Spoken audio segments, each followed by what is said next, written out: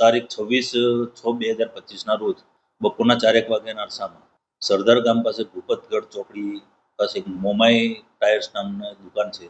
તે દુકાન મયુરભાઈ વસોયાની હોય ત્યાં આગળ આ કામના આરોપીઓ ટાયર લેવા ગયેલા અને ટાયરમાં ચેન્જ કરવા માટે સિકંદર જુમાભાઈ શાંત તથા તેનો દીકરો અરશદ આ વેપારી સાથે ટાયર બાબતે બોલાચાલી ઝઘડો થતા ઉગ્ર સ્વરૂપ લેતા મારામારી કરેલી, જે બાબતે આજીડેમ પોલીસ સ્ટેશનમાં ભારતીય ન્યાય સંહિતાની કલમ 115, 351, 352, 54 તથા બીપીએક 135 મુજબ ગુનો દાખલ કરવામાં આવેલો હતો.